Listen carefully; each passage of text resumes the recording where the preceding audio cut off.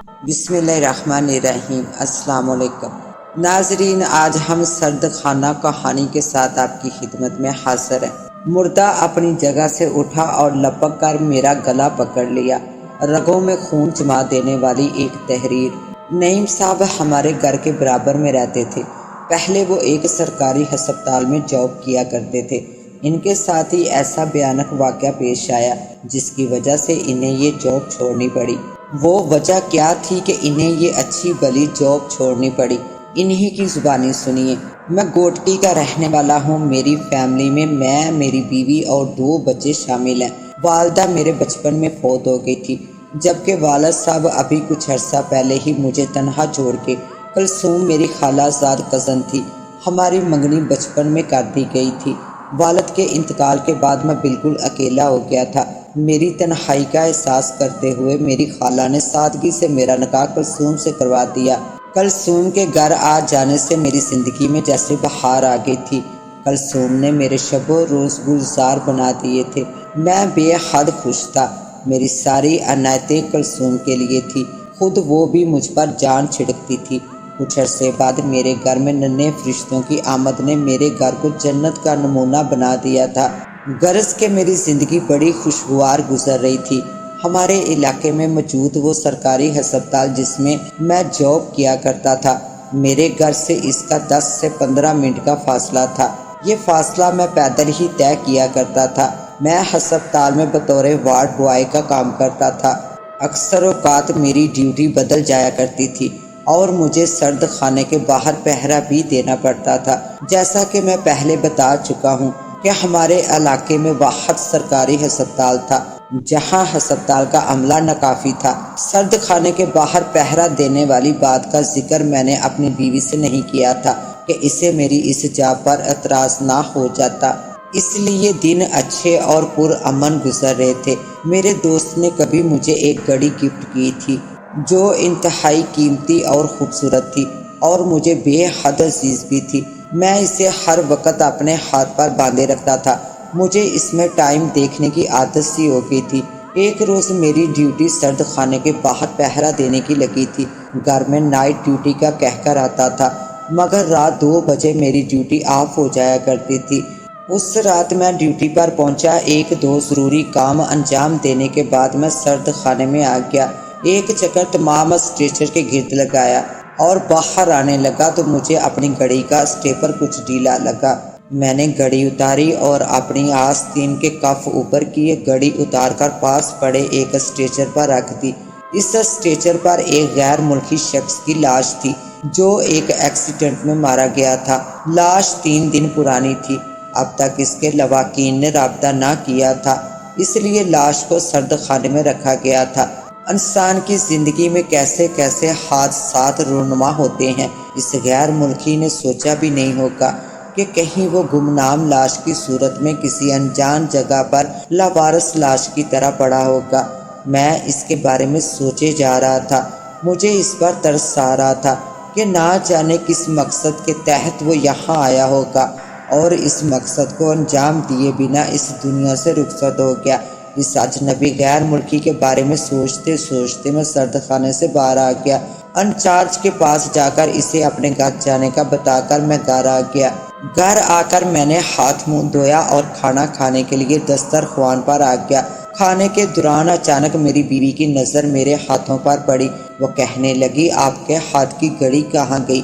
اس کے کہنے پر میں نے اپنی کلائی کی طرف دیکھا تو واقعی گھڑی کلائی پر موجود نہ تھی۔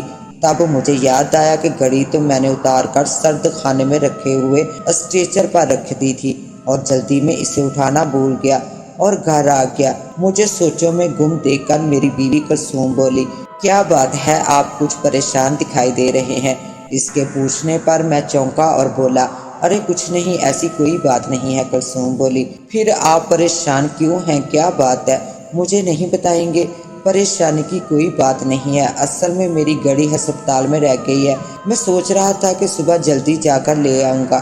کلثوم بولی، صبح کیوں، ابھی جا کر لے آئیے، صبح تک تو اسے کوئی اور ہی لے جائے گا۔ ارے بھائی، میں تھکا ہوا ہوں، اس وقت میرا کہیں آنے جانے کا بالکل موڈ نہیں ہے۔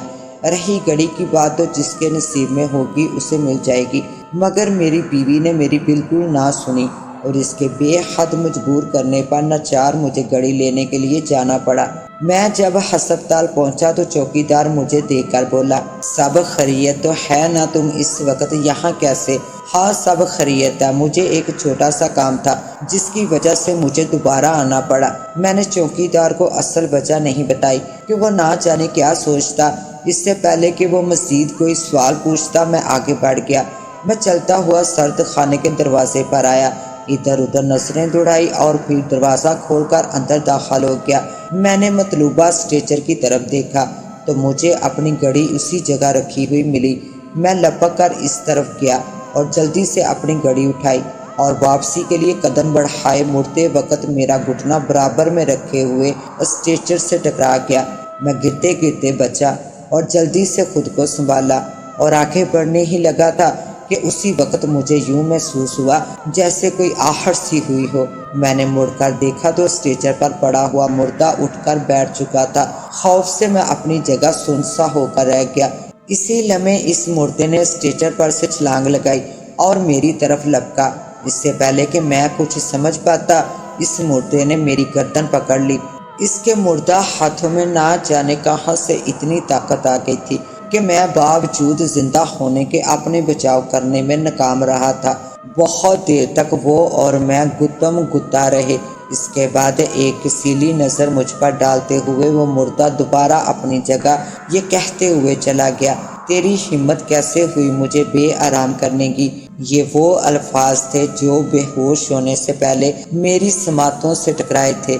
پھر اس کے بعد مجھے اپنا کوئی ہوش نہ رہا۔ جب میں ہوش و حواس کی دنیا میں لوٹ کر آیا تو خود کو ایک بستر پر پایا۔ مجھے ہوش میں آتا دیکھ کر ڈیوٹی پر موجود وارڈ بوائے میرے قریب آیا اور حال حوال دریافت کرنے لگا۔ اتنے میں ایک اور ڈاکٹر جسے میں اچھی طرح سے جانتا تھا وہ آیا اور پوچھنے لگا، تم سرد خانے میں اتنی رات کے کیا کرنے گئے تھے؟ تب میں نے انہیں اپنے سرد خانے میں جانے کی وجہ تفصیل سے بتا دی، جسے سن کر وہ بہت حیران تھے۔ میری بات سن کر کسی کو بھی یقین نہیں آ رہا تھا۔ ڈاکٹر نے میرے چیک اپ کرنے کے بعد مجھے گھر جانے کی اجازت دے دی۔ میں اپنے ایک دوست کی مدد سے گھر پہنچا۔ وہاں میری بیوی نے الگ ایک طوفان کھڑا کر رکھا تھا جس کی تفصیل یہاں بیان کرنا مناسب نہیں ہے۔ جس گھڑی کی وجہ سے میں اتنی پریشانیوں سے گزرا، یوں کہنا چاہیے کہ اتنے خوفناک حالات سے گزرا، وہ گھڑی صحیح سالم میرے پاس موجود ہے۔ اس غیر ملکی شخص کی لاش کا کیا بنا مجھے کچھ پتہ نہ چل سکا، کیونکہ اس واقعے کے بعد سے میں نے وہ جاب ہی چھوڑ دی تھی۔ آج میں ایک کریانہ اسٹور چلا رہا ہوں، گزر بسر اچھی ہو رہی ہے، لیکن اس رات سرد خانے میں گزرے وہ لمحات میں کسی طرح بھی فراموش نہیں کر سکا ہوں۔ وہ رات جب بھی یاد آتی ہے خوف سے میرا رواں رواں کانپ اٹھتا ہے۔ کوئی یقین کرے نہ کرے، یہ بالکل سچا واقعہ ہے جو میں نے آپ کی گوشے گزر کیا ہے۔ اس کے ساتھ ہی اب مجھے دیں اجازت، ملتے ہیں انشاءاللہ ایک نیو کہانی کے ساتھ۔